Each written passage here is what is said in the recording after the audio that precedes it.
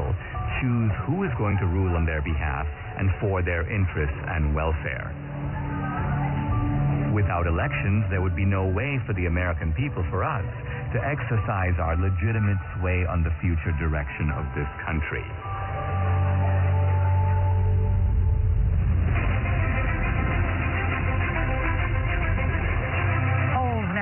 In half the country, and we are getting some interesting results coming in from those battleground states. If you're a Republican, you say, wow. If you're a Democrat, you say, uh-oh. You see, Donald Trump is now starting to widen his lead.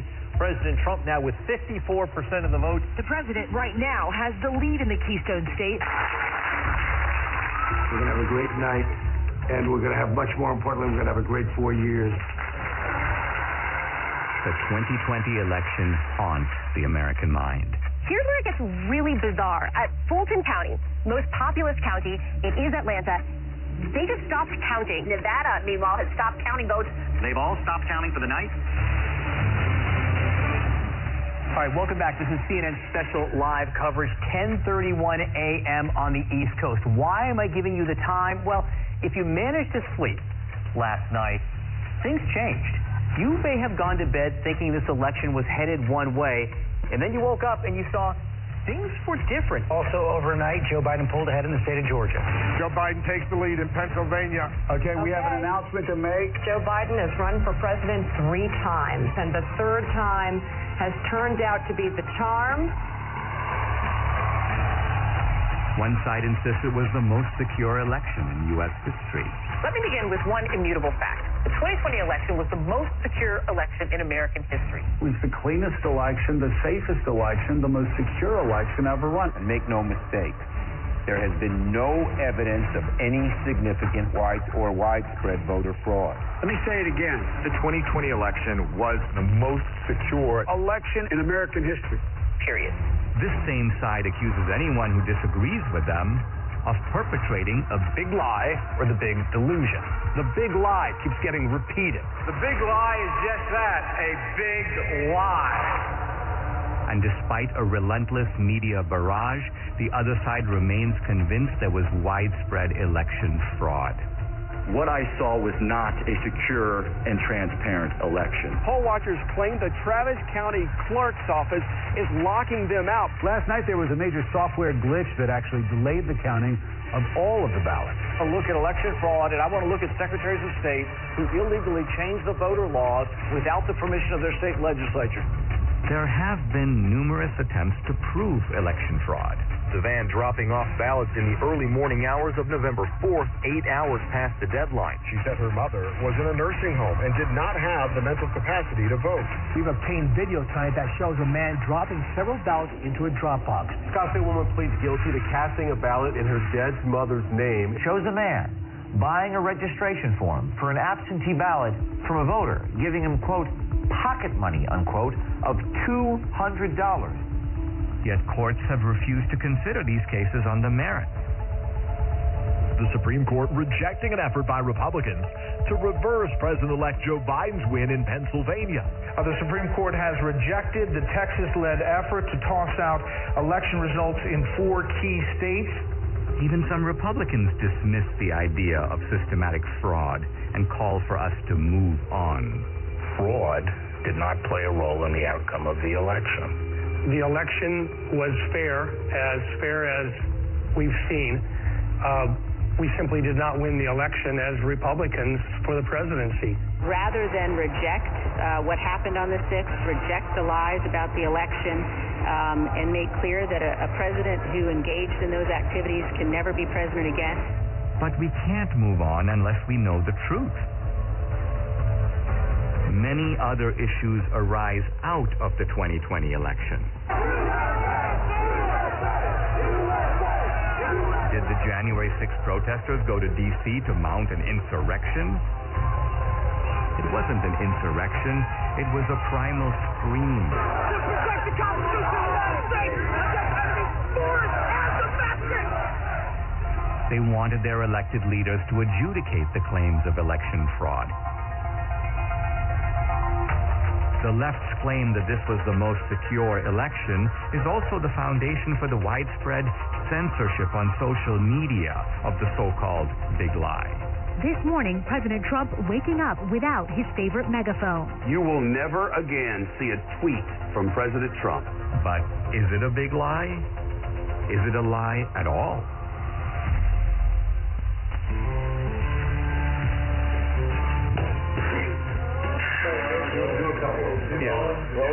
Sound speed. All right. Everybody got me? Yep. All right. SRT.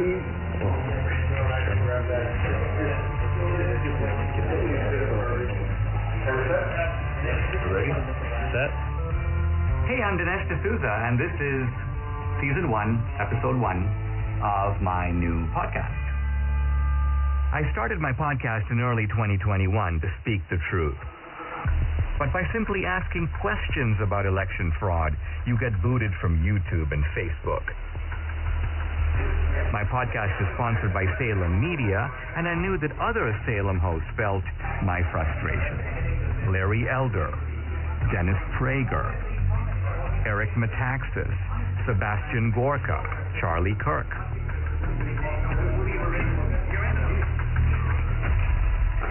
Let me begin by asking a very simple question. Do we feel confident or comfortable that we know the truth about what really happened in the 2020 election? I'm agnostic on this question, and I am awaiting more information. What about you, Eric? I think Dennis is a coward. Honestly, it's almost funny to me that you're agnostic. I think most Americans know that we don't know what happened and are not okay with that, by the way. I'm supposed to believe that a man who didn't campaign or campaigned from his basement got more votes than the first black president in America? I don't believe it. Charlie, we have crumbs. We have some evidence here and there, but the picture is far from complete. Larry, in your race, you were asked straight out, right? Do you believe that the 2020 election was stolen? What was your answer, and do you abide by that answer as of right now? My answer was that Donald Trump is in Mar-a-Lago, and Joe Biden is in 1600 Pennsylvania Avenue. The lawsuits did not succeed. Do I believe there was shenanigans? Do I believe there were irregularities? Absolutely, and said so. This is probably the most loathed president I've ever seen. I thought Richard Nixon was loathed. I thought George W. Bush was loathed because of the Iraq War. I've never seen the level of vitriol against this man every single day. I think there was a study that found 91% of the news of ABC, NBC, CBS nightly news against Donald Trump was negative. Dogged by a bogus 2.5-year collusion investigation. And then on the eve of the election, this Hunter Biden story drops, which shows that Joe Biden completely lied about his lack of knowledge of what his son was doing, and it was suppressed. And even the CEO of Twitter later on admitted that it was suppressed and shouldn't have been. That alone would have altered the election. You add all that up, my point is, this man is so loathed, I wouldn't put it past the Democrats to do virtually anything to make sure he doesn't get another 4 years. If I believed the president were a Nazi, I might steal an election. If we were Germans in the 1930s, we'd steal the election from Hitler if we could. If I'm that indoctrinated, of course I can justify it. I think it was Jane Fonda who said that COVID was God's gift to the left, right? It wrecks the empirical positives of the Trump economy, but here's the other. It enables a whole bunch of things on the other side to change the rules of the election. So the point is, in a COVID environment, is it not conceivable that Trump could have lost fair and square? I think millions of Americans know something went wrong, and they have little pieces, and no one's really put it together. They know that there was injustice. They know it in their gut. They know it through the bellwether counties where Donald Trump won almost every single one of the predictive counties that show who's going to be president. And then they also know it where they went to bed thinking Trump was going to have 4 more years, and they woke up with the exact opposite. We have an individual who could fill a stadium with 60,000 supporters in 24 hours. Vice an individual, you know the famous photograph of the 6 empty circles at a Biden rally. We have an incumbent president who received more votes than any other incumbent president in American history, who actually got 10 million more votes than he did 4 years prior, and who received more support after 4 years of being called a racist and a white supremacist, more support from the Hispanic and black community than any Republican president since the 1960s. And he was beaten by a machine politician who couldn't speak clearly, who on the campaign stage would confuse his sister with his wife. It just stinks. Now, is it possible that the very success of Republicans down ballot, I'm talking about Republicans running for the House, running for the Senate, running for other races, the fact that the Republicans as a party did pretty well, but Trump lost, doesn't that work the other way and undercut the idea that there was systematic fraud? It's an anomaly, because when a president really loses, he has tails. What is it called? Coattails. Coattails. And the down ballots lose, but they won. Why didn't they cheat on all of those? Why didn't they cheat in Virginia with Youngkin? And who's to say they didn't cheat? Not all attempts at cheating succeed. You're right. One other question. In the Republican Party, I keep hearing people who seem annoyed at the revisiting of the 2020 election. Their attitude appears to be, let bygones be bygones. Let's just move on. I think the reason that many Republicans are saying let's move on is because bold accusations require bold evidence, and they haven't seen it. And because they know how vulnerable they are and how much they're going to be bashed. Well, yeah, you're called a sore loser. You're called a conspiracy theorist. The people who say that, let's move forward, are people in the elite who see Donald Trump as an anomaly. You will not win in any district in this country because you have said that the 2020 election was a fraud. And if they can't win on this issue, then don't use it. Well, it doesn't have to be the only issue, but their unwillingness even to speak up about it, I think, is despicable. Show me the proof, and I'll bet you they do speak up, just like I will speak more. And I'm not running for office. But I have not gone on board of, I know for a fact this was a fraud. Show me the money.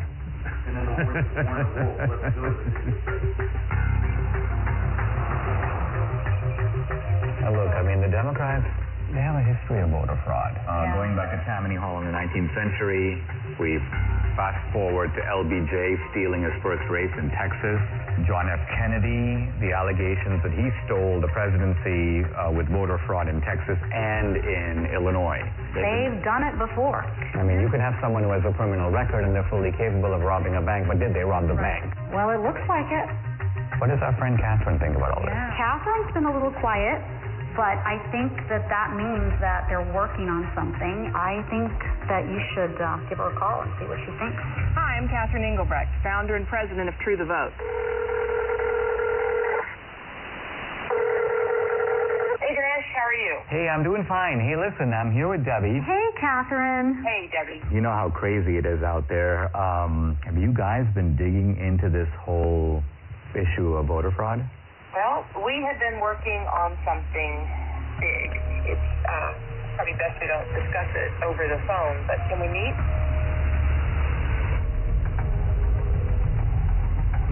I've been working with Greg Phillips. I don't know if I've ever introduced him to you, but he has a deep background in election intelligence. He's worked projects all over the world. He's a massive 30-year experience.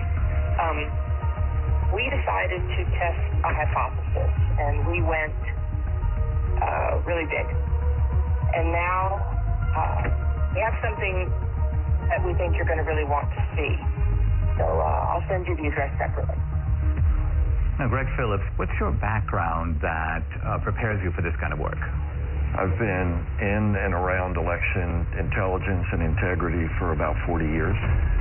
We've done investigations literally all over the world. It's a combination of data acquisition, data analysis, occasionally some in-depth data mining. Our ability to draw meaningful conclusions that link the who to the when to the where is significant in the space. Catherine, you started the group called True the Vote in the year 2010. What was your mission or objective? We just didn't have enough volunteers working at the polls in our local elections. So we began by training people to work in the polls, and then as we got further into it, we recognized, wow, some of the problems you see at the polls can be attributed to problems in the voter rolls. Well, what can we do about the voter rolls? And so it turned into something much bigger than we had anticipated. True the Vote has the largest store of election intelligence for the 2020 elections in the world. No one has more data than we do.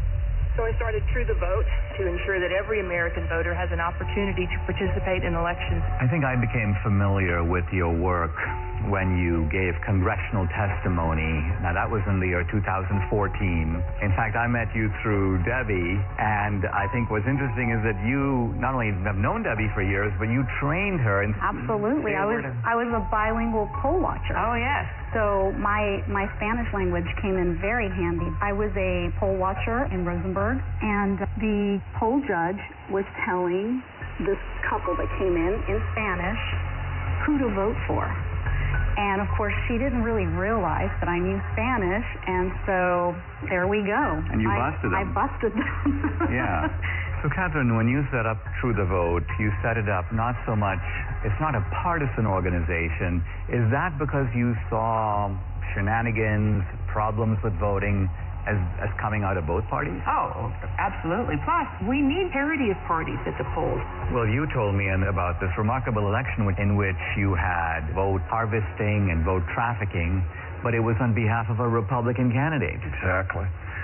In North Carolina, it was unique in that it actually overturned an election. There's going to be a new election in the North Carolina congressional district engulfed in a scandal over voting fraud. This all centers around allegations that an operative for Harris then hired a team of people to harvest absentee ballots, paying them between $2 and $3 a vote.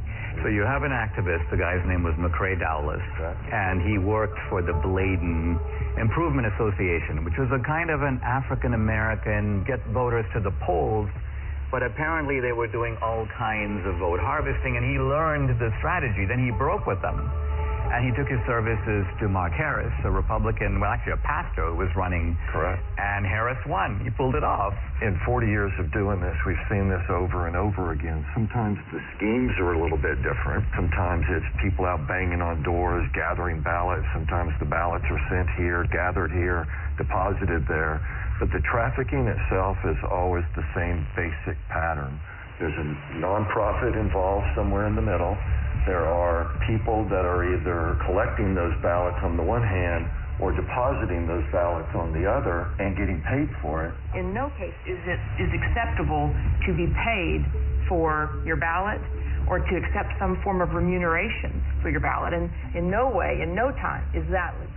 I noticed, Catherine, that in the immediate aftermath of the election, when there were a lot of accusations and charges flying around, all reflecting these suspicions that something went deeply wrong, charges of foreign intervention, charges of machines, you and your organization were kind of dead silent. I got the impression that you were looking for a different approach. Given the outliers that were introduced in such a major way in 2020, namely the privately funded drop boxes, the mass mail out of ballots, the hypothesis was if you were going to cheat, how might one go about this?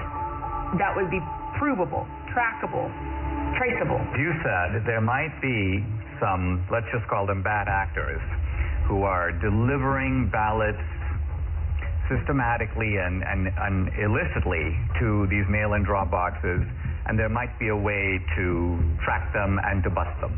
We didn't know. We decided we were going to let the data tell the tale, and we collected together a team of highly skilled contractors and put together a plan to see where the data would take us. What, Greg, is geo-tracking? So the idea is to collect these signals that are emitted from your phone. Your cell phone is delivering information to apps that are collecting that ping, so there are 4 key coordinates: the lat long, the elevation, and the time. And with that data, we can then build a pattern of life around you. So that phone's here right now. Well, where's it going to be at 5 o'clock, and where's it going to be tonight? Well, here's my cell phone. My cell phone is off. Can I be geo-tracked even with the cell phone being off? Possibly.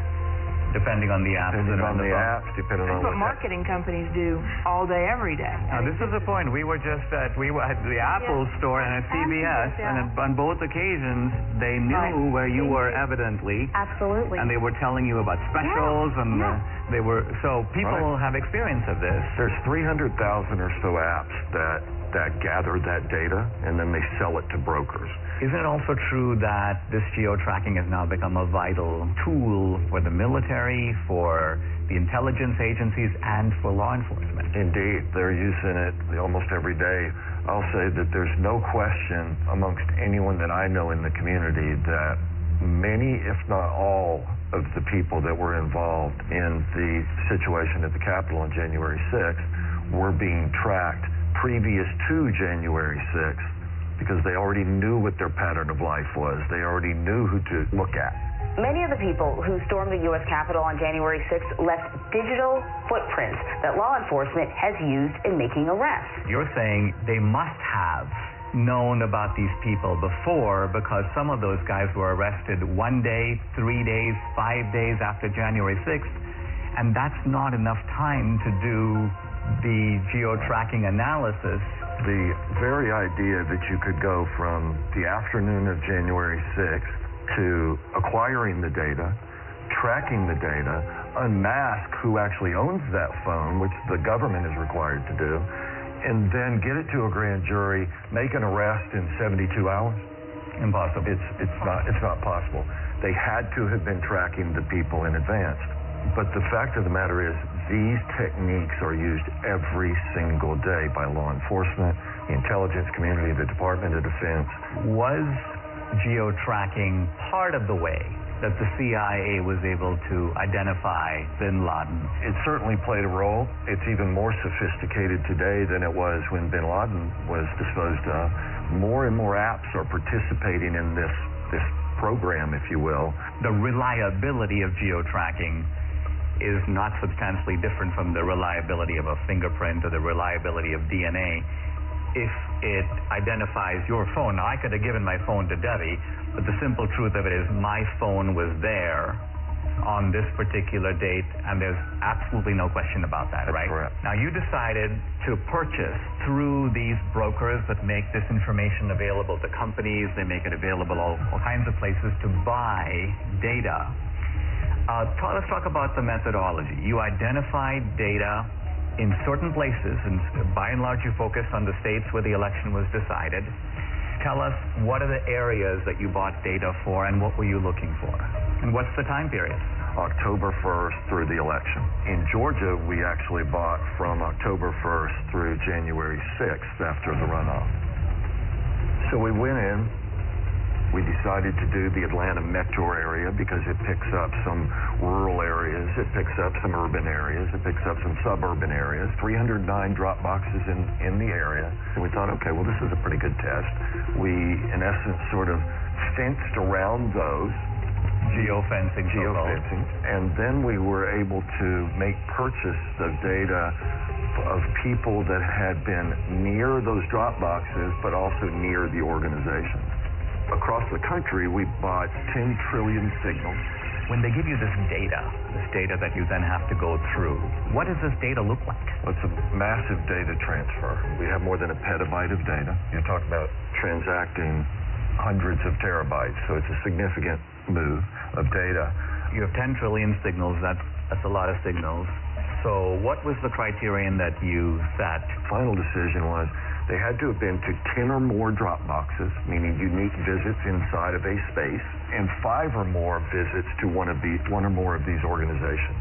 Those were the outliers. It was such an aberrant pattern. So what you're saying, it seems to me there's no reason for someone to go to even 2 drop boxes, but you're saying that maybe there's a conceivable reason someone did that. Let's identify a large number of drop boxes and multiple trips, and that way we're going to catch not all the offenders, right, but the worst offenders. The way we would describe it is we want to absolutely ensure that we don't have false positives, meaning including people that should not have been included. We're not in any way saying that this is all there is.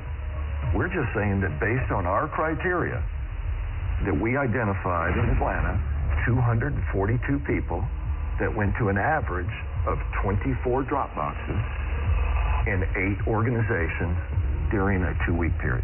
242 mules. Now let's pause for a second. What is a mule? When we started the project, we had to figure out how are we going to describe the individuals and the elements involved. And to us, it felt a lot like a cartel. It felt a lot like trafficking. It can be trafficking in drugs, trafficking in humans. In this instance, it's ballot trafficking, and so we began to use that vernacular. A mule is, by our definition, a person that is involved in picking up ballots, from locations and running them to the drop boxes. So you have the collectors on the one hand, you have the stash houses, which are the nonprofits, and then you have the mules that are doing the drops. What do we know about them? Who are they? Well, first let me say, this is not grandma out walking her dog. Bad backgrounds, bad reputations. We've had encounters with several that are not terribly positive. Violent guys. Can be. They are interested in one thing, that's money. Do we know, by the way, how much they get paid? According to the people that have shared information with us, it's generally $10 a ballot. In the Georgia runoff, that number was higher.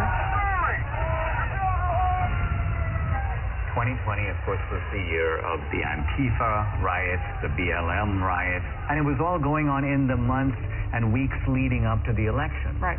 And so in the data, you have geo-tracking data of the drop boxes, but you also have data on the rioters.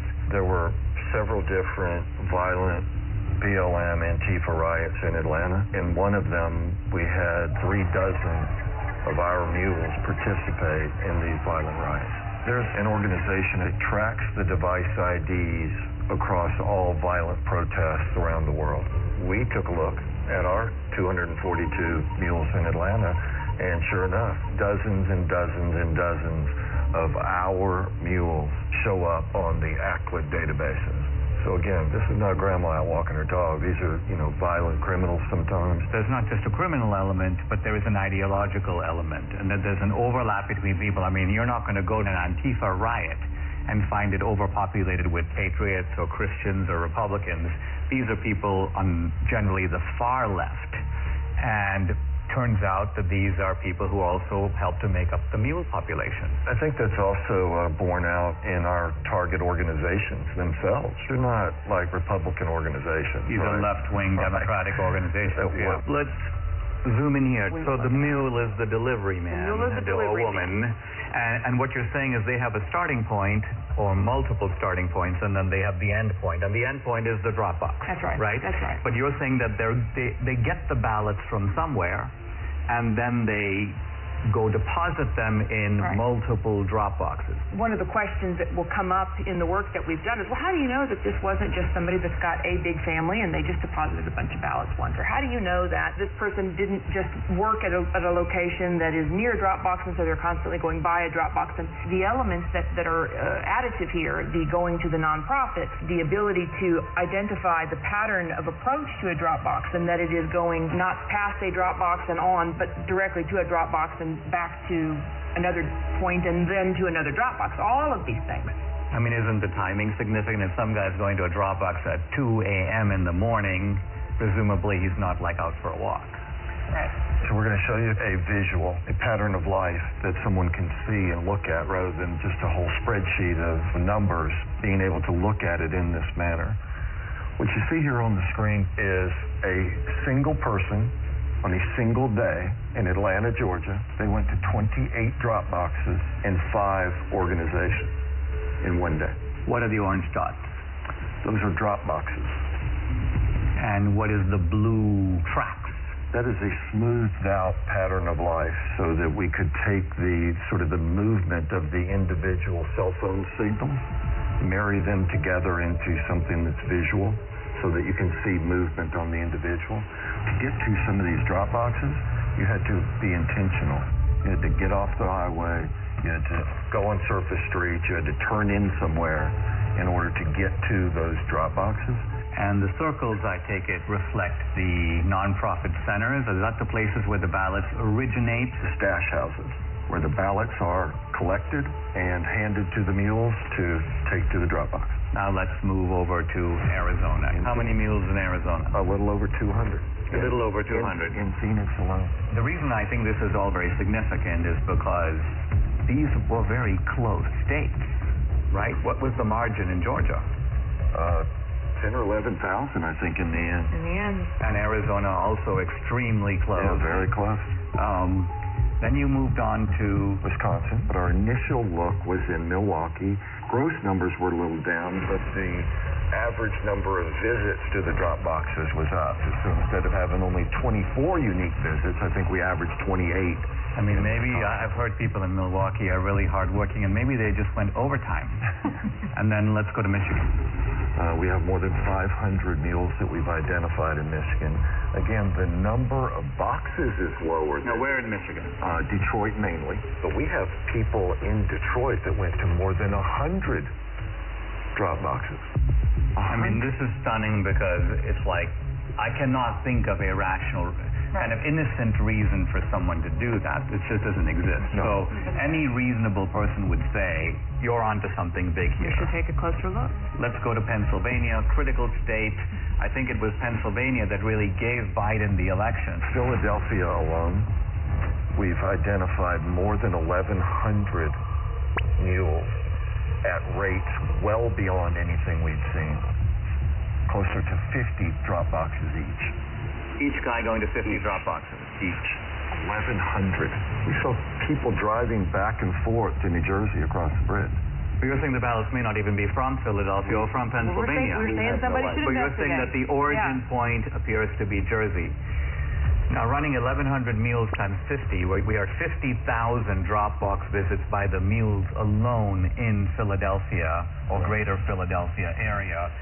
Now, as you were assessing this data, you had, the two of you, and I'm not sure which of you came up with this, a genius idea in my view, for, was you? Of course. Of course you have.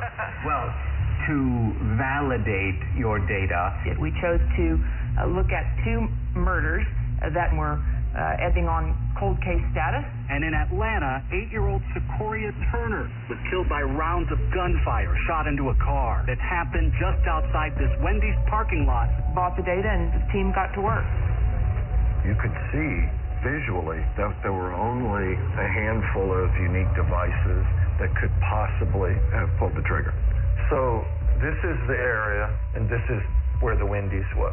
And are you saying that each green dot is the same guy, but moving through time? Each color is one person. The shooting actually occurred right here in this parking lot. Sort of inside of this circle are really the only potentially legitimate shooters. Each of these devices has a unique device ID, and we turned the bulk of this information over to the Federal Bureau of Investigation. Now, I read, they've arrested 2 suspects. They have. 2 suspected gang members will appear in court this morning on charges that include the shooting death of 8-year-old Sequoia Turner. And isn't it true that this tracking these movements, this parallels exactly the work you're doing with the mules? Exactly. It's one thing to have the scientific evidence, which is persuasive on its own merits, but do you have video evidence? We do. How much of it do you have? 4 million minutes of surveillance video around the country. Official surveillance video of these mail-in drop boxes? Yes. How do you get it?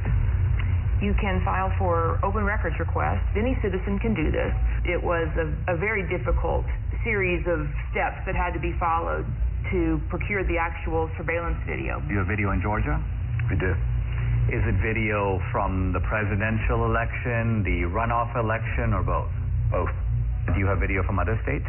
Some video from Arizona. We have recently learned video was specifically turned off on particular drop boxes. In which state? Arizona. Wisconsin, it turns out, even though the rules required them to have video. Did they do the video? No, they did not. There should be video on every drop box. Indeed. Given today's kind of cost of technology, it would not have been that hard to do it. And you sent me a screenshot, Catherine, where you were requesting video, and I believe it was the state of Georgia saying this video does not exist and we can't tell you why it doesn't exist. Right, that was in Fulton County. We have correspondence like that from a lot of states. In the absence of video, and that geospatial data is key to decoding, what the greater scheme was. But in the case of what we're going to show you now, what kicks it up a notch is that we have the geospatial data to support the video.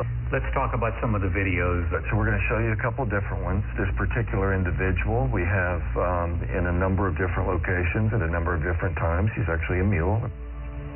This is the official surveillance video of Georgia. Absolutely. And so as the person pulls up, they don't even bother parking.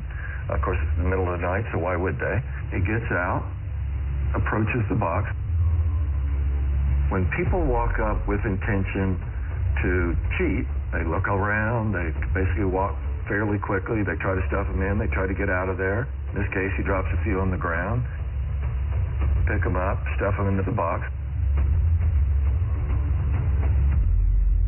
Then he hustles back and hustles out of there.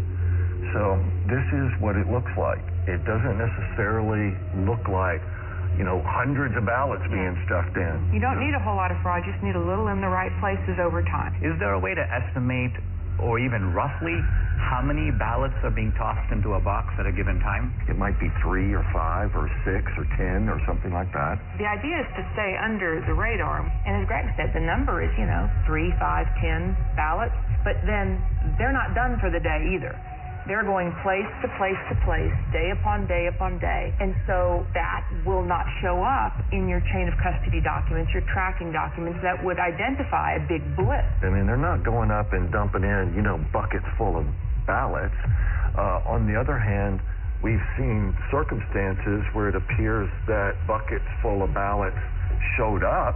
There's one box in Gwinnett County that had a chain of custody document with 1,962 ballots noted on this. And first of all, that's roughly 10 times what we normally see.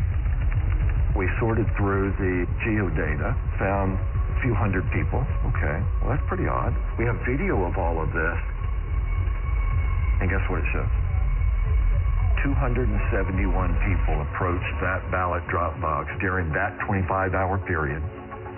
271. 1,962 ballots were deposited. Wow. Here are election officials pulling out of that drop box 2 full duffel bags containing over 1,900 ballots. Let's look at another one. Yeah, let's take a look at... Interesting thing about this person is the device seems to live in South Carolina. So this person isn't even from Georgia. She was here during both election cycles, but is not a resident of the state. But as she approaches the drop box, she never looks at the trash can, right? She's looking the other way. But the other thing she has is she has gloves on. What one of our analysts noticed was these surgical gloves only appeared from December 23rd forward in the runoff. So we didn't see a lot of them previous to December 23rd, and we couldn't figure out why. And then it just dawned on us, well, on December 22nd, there was an indictment handed down in Arizona for people that had stuffed ballots, and the way the FBI nailed them was fingerprints. And then lo and behold, the next day and days forward. So this video is now from the Georgia runoff. This is January of 21. This That's right. particular one is at approximately 1 o'clock in the morning on January the 5th. Stuffs her ballots in there, like a small stackish, maybe 3, maybe 4. Takes them off, and then puts them in a trash can that she never looked at. So she knew it was there. She knew it was there, right? And so we have her on a number of locations. She's an out-of-state mule, and this is in no way the only drop box that she attended. That's right. No, she goes to dozens and dozens over the course of these 2 elections. Who's next? What you're going to see is he approaches the drop box on his bike. He also has a backpack on. Pulled the ballots out of his backpack. Taking his time. Digging around, looking for some ballots. Finally gets that, pulls them out. Okay, now I'm set. And he'll put them in. But you also see him get sort of frustrated as he starts to leave, because guess what? At this point, they had started requiring the mules, apparently, to take pictures of the stuffing of the ballots. It appears that that's how they get paid. So they take a picture and stuff it in. They take a picture, not a selfie, but a picture of the actual ballot going in. But this guy gets frustrated, so he actually has to park his bike, get off. So if you were there just casting your own ballot, what reason in the world would you have to come back and take a picture of the box? And he kneels down. Looking around. Takes some pictures. Okay, the next one. Yeah, so let me show you Dog Guy. So Dog Guy, middle of the day, this is actually at a polling place. So the people in line are waiting to go in and vote early. They're doing it the right way. Okay, now you've got some other people going to walk up. This lady doesn't care, but this next guy cares. He's watching the whole thing. The guy looks up, talks to him. Got the ballots under his arm already. Now he's got the rest that he pulls out of the bag. And he's going to get his camera ready to take the pictures as he puts them in there. If you consider the brazenness of this, right? This is the middle of the day. There's people sitting there watching you cheat. People that are doing it the right way. But it's difficult for them to know what to do, except observe and maybe say, what's going on here? What did I just see? They wonder, what does this all even mean? If this is happening in broad daylight and nobody's doing anything to stop it. And so these are the kind of things, 4 million minutes of this. This was an organized effort to subvert a free and fair election. This is organized crime. You can't look at this data in its aggregate and believe anything otherwise. That's especially true when you consider that in places like Georgia, it was only decided by 10,000, 12,000 votes. And you look at 5,000 visits just from our mules, it's not a leap to say, yes, this would have made a difference. Adding these numbers up, we have 2,000 plus mules based upon not searching these whole states. And remember, we're only talking about a small number of states. We're not talking about the whole country. We're not even talking about whole states. We're not even talking about whole states. Right, that's right. And we're also talking about a gross undercount of the actual number of mules because you set a high bar. They had to go to 10 drop boxes. So if there's a mule who went to 7 drop boxes, you wouldn't catch that guy. And they had to go to nonprofits. So they had to meet those 2 criteria and then go to one of the geofenced drop boxes. If they met the 2 criteria but went to a post office box, we're not going to look at them. One of the slogans of the Democrats through all this debate has been, make every vote count.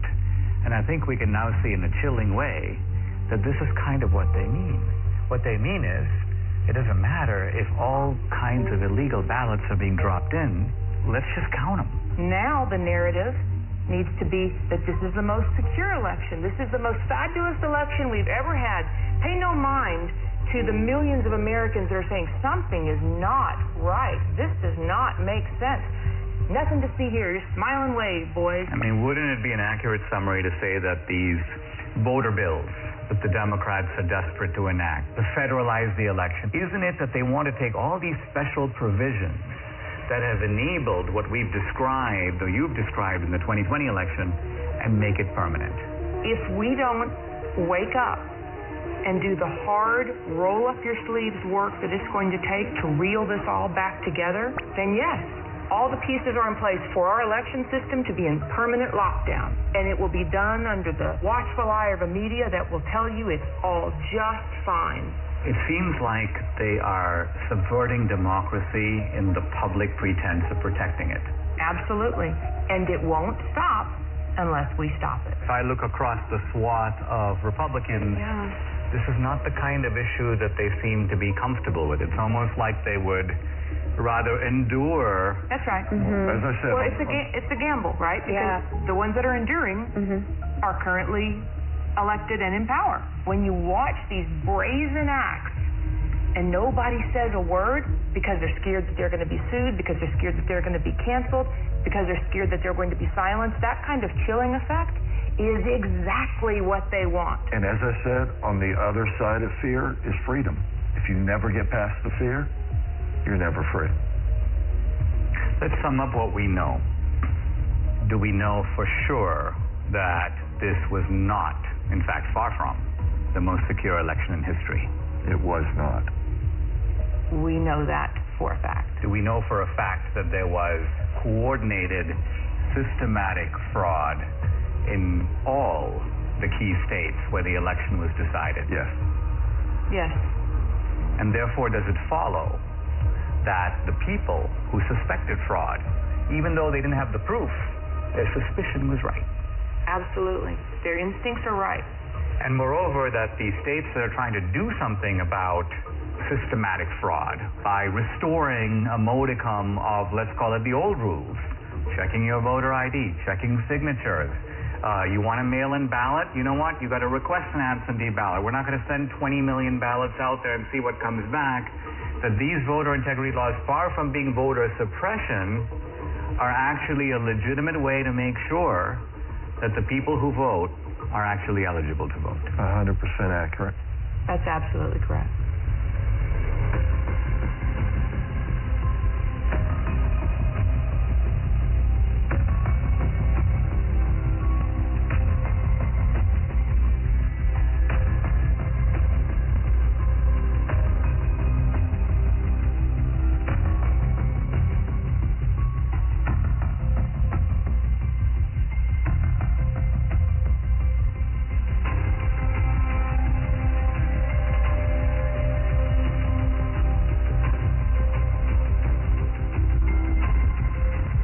What you are seeing is a crime. These are fraudulent votes. In 2 of our 5 key states, you were allowed to give your ballot to be delivered by a family member or a caregiver. This is vote harvesting, but it's not the same as ballot trafficking. In no state in America is it legal for nonprofit organizations to collect ballots and pay mules to deliver them to mail-in drop boxes.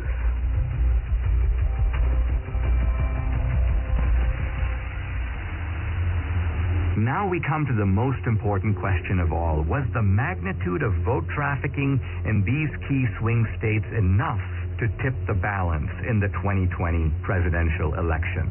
Let's first narrow in on just our 2,000 mules. Their average number of drop box visits, 38. Their average number of illegal ballots deposited per visit, 5. That's 380,000 illegal votes. But was this sufficient to put Biden in the White House? To answer that question, we must look at each key state. In Michigan, 500 mules, averaging 50 drop box visits and 5 illegal ballots per drop. That's 125,000 illegally trafficked votes, not quite the 154,000 vote difference between Trump and Biden. So Michigan, with its 16 electoral votes, stays in the Biden column. In Wisconsin, 100 mules, averaging 28 drop box visits and 5 illegal ballots per drop. That's 14,000 illegally trafficked votes, 6,000 votes short to give Trump the win. So using only our mules, Wisconsin's 10 electoral votes stays in the Biden camp. But now we come to Georgia, 250 mules, averaging 24 drop box visits and 5 illegal ballots per drop. That's 30,000 illegally trafficked votes, far more than the 12,000 vote difference between Trump and Biden. So Georgia, with 16 electoral votes, moves over into the Trump column. In Arizona, the numbers are roughly the same. 200 mules, averaging 20 drop box visits and 5 illegal ballots per drop. That's 20,000 illegal votes. Again, these illegal votes are substantially more than the 10,000 vote margin that gave the state's 11 electoral votes to Biden. In Philadelphia, Pennsylvania alone, 1,100 mules, averaging 50 drop box visits and 5 ballots per visit. That's 275,000 illegal votes, again comfortably exceeding the 80,000 vote margin between Trump and Biden. So Pennsylvania's 20 electoral votes goes for Trump. Shockingly, even this narrow way of looking at just our 2,000 mules in these swing states gives Trump the win, with 279 electoral votes to Biden's 259. But no one thinks that our 2,000 mules were the only mules trafficking illegal votes. To widen the search, Greg and his team lowered the criterion from 10 or more to 5 or more drop boxes. This revealed a huge upsurge in the number of mules from 2,000 to 54,000. 54,000 mules. Next, they used a very conservative estimate of just 3 ballots per drop box visit.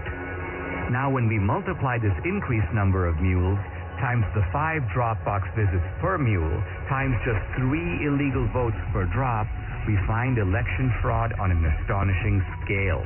In Wisconsin, 83,565 illegal votes were trafficked. In Georgia, 92,670.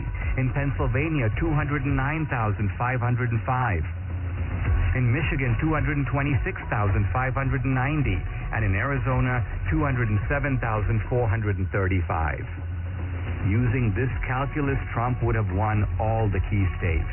And the final electoral vote, 305 to 233. I wanted to get my Salem colleagues' take on what I'd learned here. How did you get this video?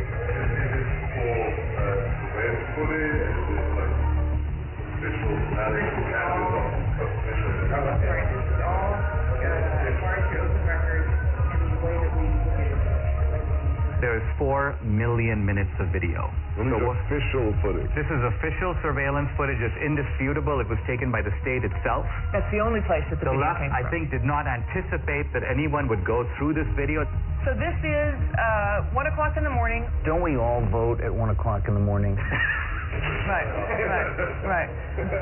Seems silly, but somebody asked me, they go, how do we know this is not normal mail? This is a ballot drop box. Right. Okay, this is not the mailbox where you write your mom. She's got gloves on. She's got gloves on. And what does she do with the gloves? Whoopsie daisy. Hang on, she walked straight past that can and didn't see it. You gotta show that again. It's hilarious. Look, she just walks in. So this is not the first time she's done that. No. So that one was in Georgia, is that right? Yes. So in Georgia, it is illegal to turn in anyone but yourself or your family member's ballot. It is illegal. Right? It is illegal. So forget the outcome. That's an illegal practice, what you just saw. Video number 2. Dog guy. This is called Dog Guy.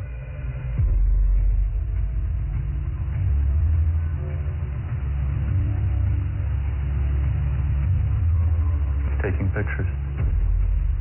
Why would you do that? So you get paid. That's business. It's business. What do you suspect if you had actually caught this person at that moment? Hand me those ballots, and the person did. What do you think you would see? Whose name is on it, in your opinion? Ineligible voters, people that have moved. Would you see legitimate ballots? There's an ambiguity in what you're saying. The ballot itself is legitimate. No, that I... Right, it's not a fake piece of paper. Yes, right. Okay. But again, remember, when you mail in a ballot, you have a security envelope with the signature verification standard that's been all but washed away. And as soon as it's taken out of that envelope, then you have a disconnect, and the ballot is private. It's a virgin sheet of paper. The ballot is private. The only ID is on the envelope on the outside. This is an example of multiple ballots. So this 3:57 a.m. Prime voting time. Got to beat the line. This person comes up, and what you're going to see is when you try to put too many ballots in.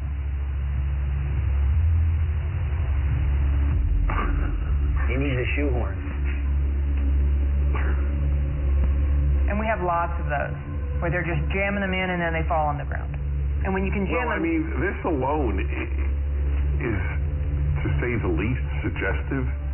Who's voting at 3:57 a.m. with a whole bunch of ballots? And then being able to match that ping where he's standing there to the next place he goes. So we're seeing videos of one.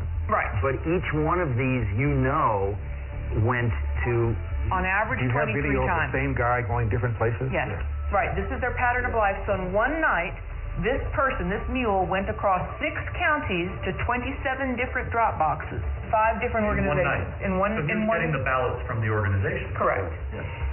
The Republicans had no idea this was going on during the election. Trump, to his credit, tweeted out in July, mail-in ballots are a disaster, and he was attacked so hard by Kemp and Ducey and so many. But he didn't have this information, obviously. His instinct ended up being right. This is the tip of the iceberg. You're talking about extraordinary criminal activity, but there's a ton more, you would guess, that you have not even touched. You are talking about 200,000-300,000 ballots that were just harvested in only your geolocated locations.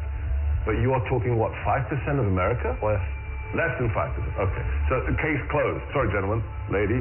Case closed. All right, so I do a heroic thing that not necessarily others here do. I read the New York Times every day. That's crazy. We're sorry for you. It's my martyrdom.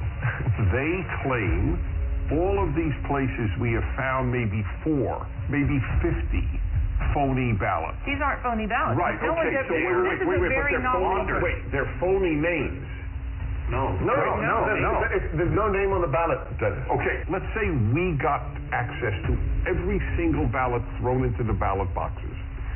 Would we be able to prove this is a fraud? It's the perfect crime because it cannot be curated after it is committed, because the evidence has no connection to the person who is meant to be voting. That's the problem. As soon as it gets taken out of the envelope, the identity of the voter disappears. So the vote from John Doe is from a John Doe who is dead or a John Doe who is moved. Is that correct? Or voted somewhere else.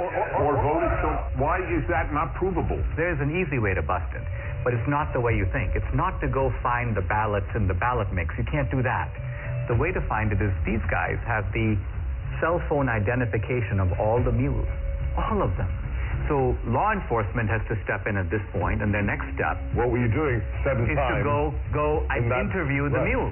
Who paid you? Right. Where'd you get the money? Will any state's law enforcement do this? This is a big question. The mules aren't going to fess up. They know they're participating in something that is. Well, you got them on videotape. You got 2,000 people who are committing felonies. Right. I'd like you to just reflect about what you've learned today and how you're feeling and thinking about it. It's just sickening to me. This is jaw-dropping. What you showed is frightening. Republicans had no clue this was going on. I wondered, were there any Republicans who did know? Investigative journalist Heather Mullins interviews a whistleblower hired by the National Republican Senatorial Committee. I was hired by the NRSC. My job was basically to watch the ballot boxes. And this was for the early voting in Georgia. So that started on December 14th. It ended on the 31st of December. And we would monitor that box from 8 to 8 all day long. So consequently, during those 2 weeks, I monitored those boxes indiscriminately. I would move around to the different areas in the boxes and watch them 30 minutes here, an hour there. And then I would start to see things where I'd see people walking up with backpacks, and they were unloading large numbers of ballots, stuff them in the box. Recorded some of that and took pictures of it and dates and times and those things. I spotted plates from Texas, from Colorado, South Carolina, North Carolina, and I just thought that was odd that all these states were coming in, and these people would get out, and I'd watch them get out, and then they'd go up to the ballot and stuff the ballot in the ballot box. I thought that was kind of odd, so, we took pictures of those things. When we took pictures, recorded license plates and those things, and then I uploaded those photographs to a Dropbox. Then when it came to the Georgia runoff, the actual day of the election was January 5th. I was up there, it was early in the morning. Now, there were Stacey Abrams people all along the sidewalk up there. How did you know that they were Stacey Abrams people, though? Well, they had those masks on that said vote. Okay. She has one of those things. This was during COVID, right? And they were part of that initiative. I knew that she was part of that initiative that she had going on about get out the vote kind of thing. So the Democratic Party and it was Abrams people that were, they were all interacting with each other. And then the local Democratic Party chairman was there also about 6:30 that evening. We noticed there was a female couple. These two ladies had run up and they had a big stack of ballots. And we were standing there and they tried to shove the ballots in there. And I looked at them, we're taking pictures, and the other gentleman took some video and everything. And she turned around and looked at us and she said, "What are you doing?" And I said, "Well, we're taking a picture." And she said, "Well, you can't do that." And I said, "Yes, I can." And she got mad. And she ran up the sidewalk and left. So you're saying the NRSC was made aware that there were people stuffing drop boxes at specific dates and times? Yes. So with what you witnessed during your time watching these drop boxes, do you believe that that was enough for law enforcement to get involved? Oh, definitely. But after several weeks, no contact or anything, and, I just... Now, so you're saying, though, if somebody had contacted you, you would be willing to testify to these things and give those depositions under oath? I would have had to. Yes. I would have had to.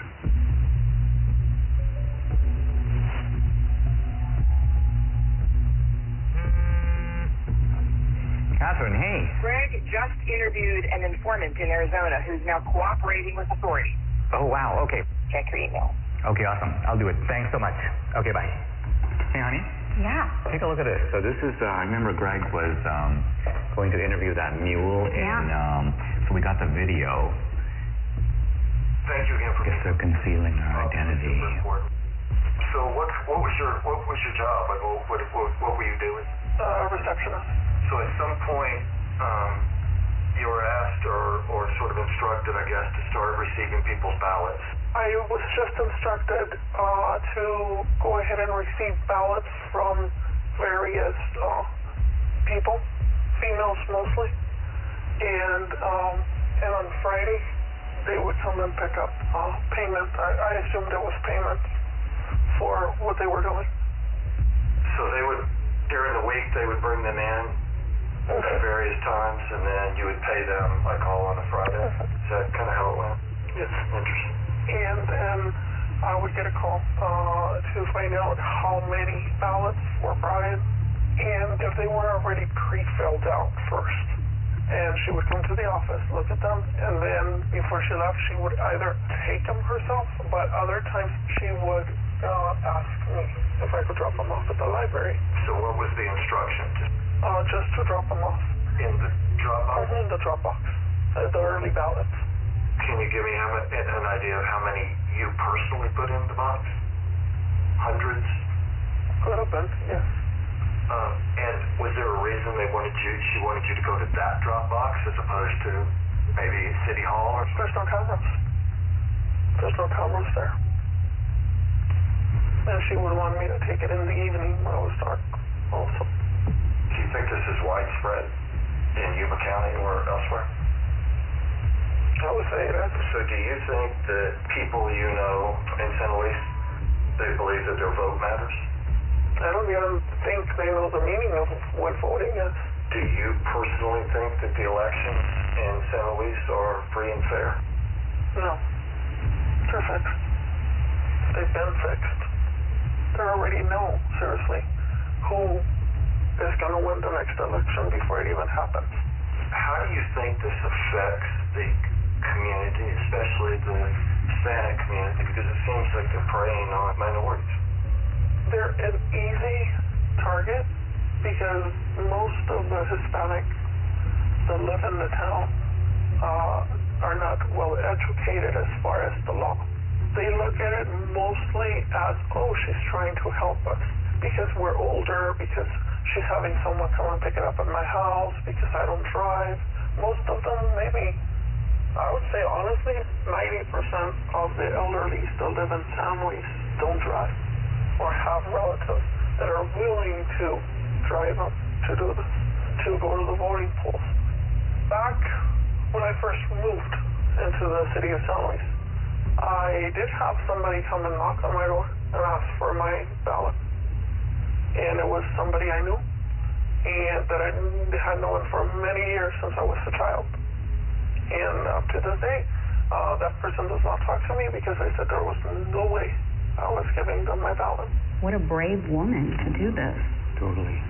I call it the Mexican mafia, seriously. Because they work like that. It seems like we need to do a better job of maybe educating folks or helping people understand that this stuff's not okay. I offered a long time ago. But again, they told me, oh, don't do it because you're going to end up in the trash can in pieces. What do you think it's going to take to get this trafficking to stop? For people to get caught and to pay the price. Wow. Unbelievable. We know that the mules got their stashes of ballots from these activist organizations. But where did the activist organizations get the ballots from? Hans von Spakovsky is a former member of the Federal Election Commission, a senior fellow at the Heritage Foundation, and co-author of the book Our Broken Elections. I will say election fraud is bipartisan, but most of the cases I see are, unfortunately, the Democratic Party. Hans, you just watched a mule kind of fessing up about participating in this trafficking operation. Is this kind of a mule operation something familiar to you? But unfortunately, this is so common in some parts of America, particularly the Hispanic community, that they have a special name there. There they call them politiqueros. And these are individuals who are paid by campaigns or political parties to go into neighborhoods and collect absentee ballots to pressure and coerce voters. People who observe election fraud have commented that absentee ballot fraud or mail ballot fraud is the easiest and the most common type of election fraud. Why is that? Well, because they're the only kind of ballot that is voted outside the supervision of election officials and outside the observation of poll watchers. Transparency, as you know, is very important in the election process, and there's no one there at a voter's home to observe what's happening. Also, remember, when you're in a polling place, you fill out your ballot and you then deposit it directly into the ballot box. That obviously is not what happens with absentee ballots. There are some states, I believe about half of them, about 27 states, that allow voter harvesting. And by voter harvesting, what we mean is that you are allowed to give your ballot to someone else, right, and ask them to deliver it. Now, are there any states in which you're allowed to pay mules to deliver ballots to drop boxes? No, you're not supposed to be doing that. And allowing vote trafficking to begin with is a huge mistake, because you're giving third-party strangers, candidates, campaign staffers, party activists, all people who have a stake in the outcome of the election, you're giving them the ability to handle something very valuable, a ballot. Voter fraud is almost incalculably rare in the United States. Does it ever happen? Okay, occasionally it does happen, but it doesn't happen on a national scale. It doesn't affect the outcome. It would affect the outcome. I read these days constantly that election fraud, well, it could occur, but those cases are extremely rare. They're so episodic, they don't have the ability to tip an election. Is that true? Fraud happens often enough that elections get overturned. I mean, just go back 3 years to 2018 and a congressional race was overturned. I can cite to you another case in Mississippi. It was just overturned by a court because of fraud. Same thing in Florida. But look, that's just the tip of the iceberg. Now, we've shown that you've got these mules who are picking up these ballots at various vote stash houses. Hans, where do these organizations get ballots? Well, to quote Shakespeare, let me count the ways. Everything from filling out absentee ballot request forms for voters, but having the ballots sent to them, to actually going to the voters and obtaining the ballots from them, to stealing them out of mailboxes, to actually using high-quality photocopy machines to make their own ballots.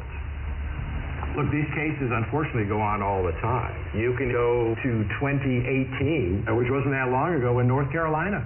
Leslie McCrae Dowless is accused of mishandling absentee ballots in North Carolina's 9th District. Dallas would frequently obtain disc reports from the Board of Elections looking for the date an absentee ballot was mailed and if it had been returned.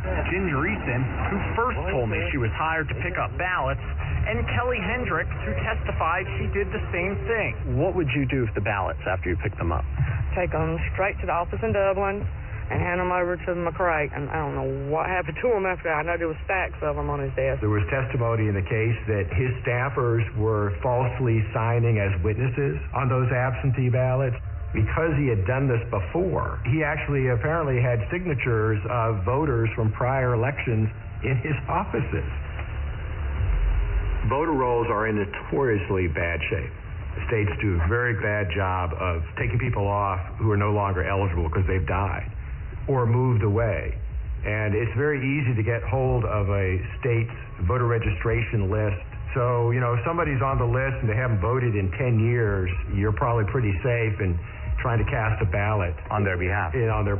Remember, in states that made the mistake of simply mailing out a absentee ballot to every single registered voter, well, if you're a fraudster and you get hold of that absentee ballot, you've got 90% of the information you need to fill it out, because the name's going to be on the outer envelope and their registered address.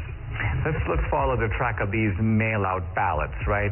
Let's just say you got students on a campus, they've voted, but then they graduate, and obviously they move to a different state. If they're on the voter rolls, is it not a fact that mail ballots will be arriving in the dorms and and so presumably they're not going to be that hard to scoop up if somebody knows where to look for them? No, that's exactly right. And I work in the District of Columbia. They mailed out absentee ballots to all of their registered voters, and I can't tell you how many phone calls I got from people that I know saying that not only had their ballot arrived in the mail, but 5, 6, 7 ballots all coming into their apartment for people who used to live there.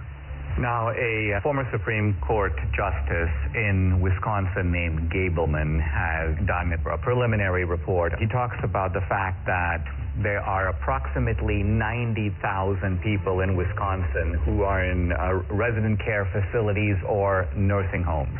So she's basically not capable any longer of even remaining awake for more than a few minutes. And so were you surprised that she voted in February 2021? Absolutely. But I was surprised to hear that she voted in the last presidential election. Much to my surprise, she had voted off and on for the last 10 years. I guess in my mind, I thought if you put your parent into a facility because they were incapacitated, they would not even be offered the vote. They make you vote. They make you vote here? And so how do they make you vote? Because I didn't want to vote, and they told me I had to. That is a real problem. Clearly was a problem in Wisconsin 2020, but unfortunately that's a perennial problem in other states too. What happens is you have staff in those nursing homes. Sometimes they are activists politically. They get these individuals registered to vote, or if already registered to vote, they will request absentee ballots in their name, sometimes forging their signatures, and then filling out the ballots for them. Just prior to the 2020 election, the state of Texas indicted a social worker in a home for young people who were basically mentally incompetent. She had sent in over 100 voter registrations for these individuals who were not legally competent to vote. What about homeless shelters? Look, if a homeless individual is mentally capable, they ought to be able to vote. And if the only place they can list as a registered address is the homeless shelter, that's fine. But the problem there is that it's very easy, I think, for them to be intimidated and coerced. In Chicago, the largest election fraud case the U.S. Justice Department ever prosecuted. They were paying homeless individuals to cast ballots the way they wanted them to cast ballots. What made you want to do this? What made you want to get involved?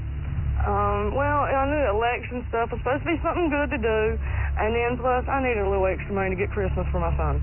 So that's the main reason I did that. Who do these fraudsters pick on? They pick on the most vulnerable in our society. They go into poor neighborhoods. They pick on the elderly. They pick on people for whom English is not their first language. When we're trying to stop election fraud, we're actually trying to protect, I'd say, the most vulnerable people in our society.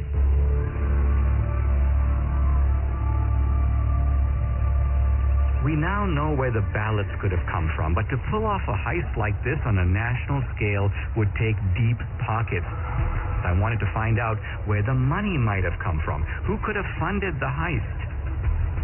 I met with Scott Walter, an old colleague of mine at the American Enterprise Institute, who is now head of the Capital Research Center.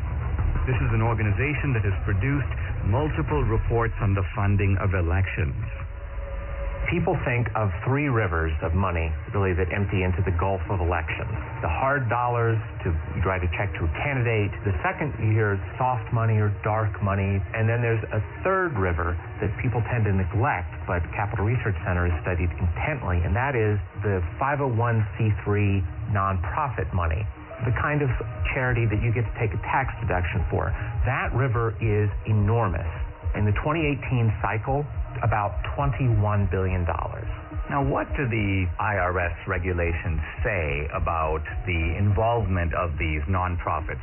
By law, these nonprofit charities are forbidden to directly intervene in elections in any way or to help a particular party or candidate. The IRS is emphatic that you cannot intend or even have the effect of helping one party or candidate over the other. Now, let's talk about some of the key elements of this particular network that we're focusing on. We have drop boxes, and those drop boxes are, most people would think, funded entirely by the states. In other words, the drop boxes in Georgia are funded by the state of Georgia, but that's not entirely the case, is it? In the 2020 election, there was an unprecedented hundreds of millions of private dollars going into government election offices. The $470 million or so dollars were sent by Mark Zuckerberg and his wife. We did our part to secure the integrity of the election.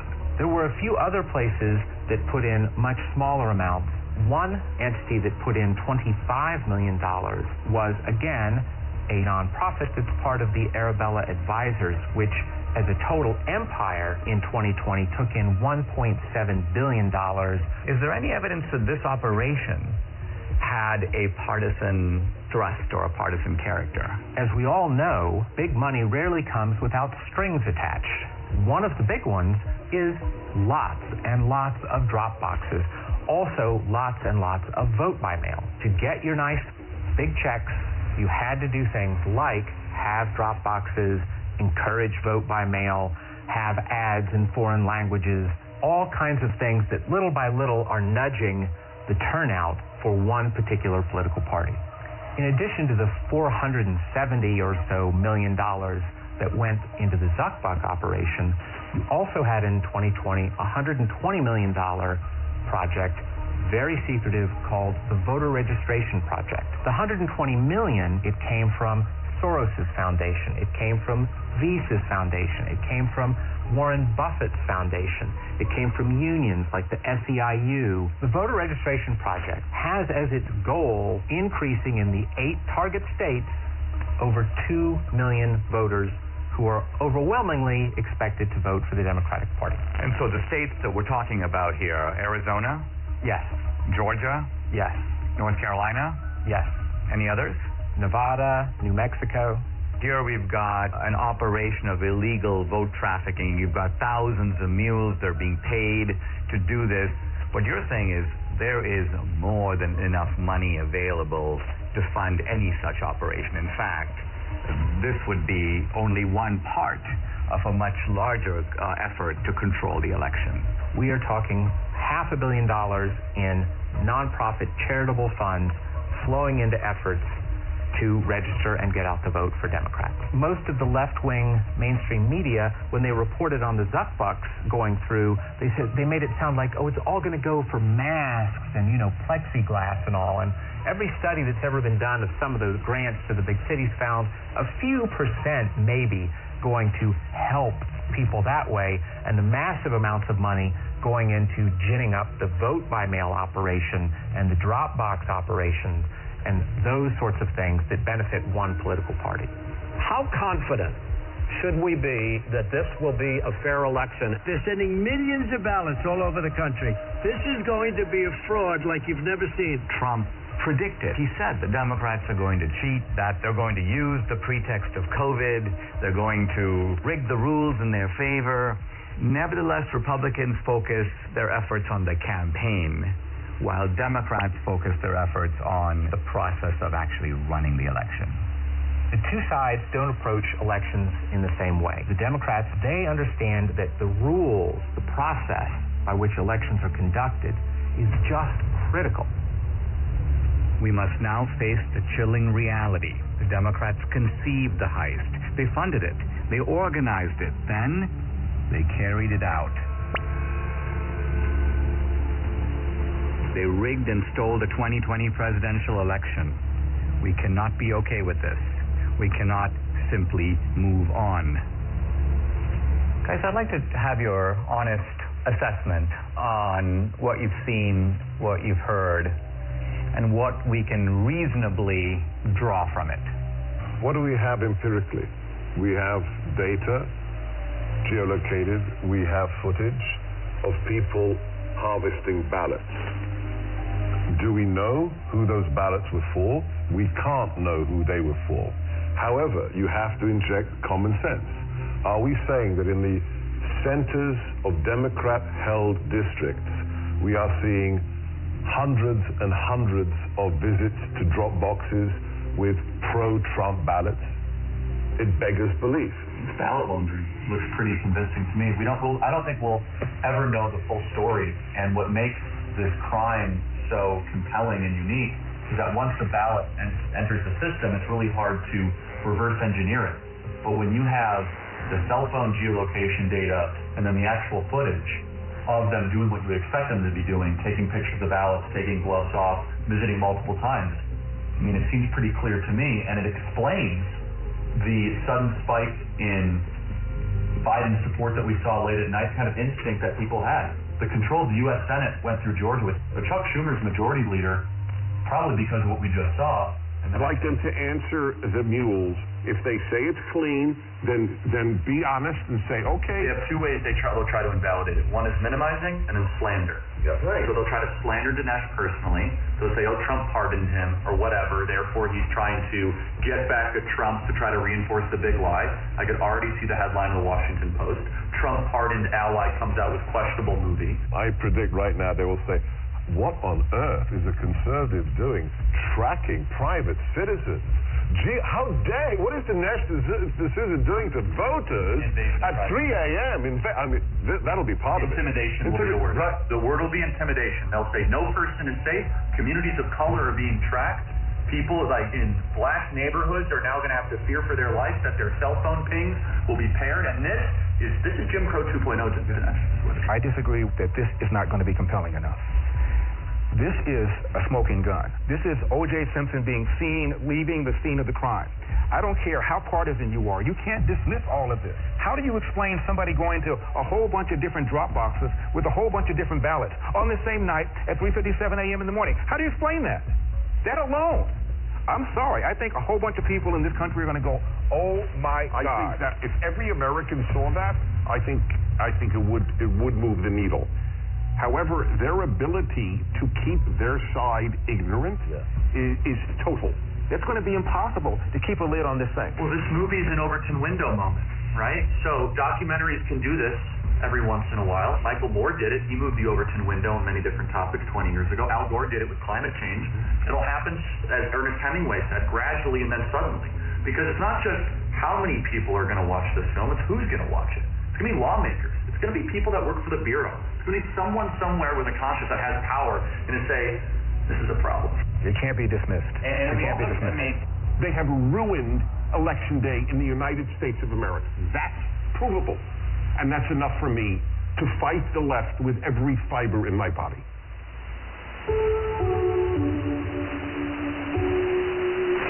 Without free and fair elections, we are not a democracy. We are a nation run by a criminal cartel masquerading as a democracy. Never in U.S. history has a presidential election been as thoroughly corrupted by coordinated fraud across multiple states as we now know took place in 2020. Today, totalitarian regimes camouflage their fake elections with appearance of democracy, but they're not real democracies. We don't want to join them. Our elections must represent the will of American citizens. We who believe in constitutional democracy must be diligent. If we give up, they win. In fact, if enough of us give up, they won't need to cheat anymore. Don't stay home. Get involved. Get out and vote. Do what is necessary to save this great country. The America we love needs us now more than ever.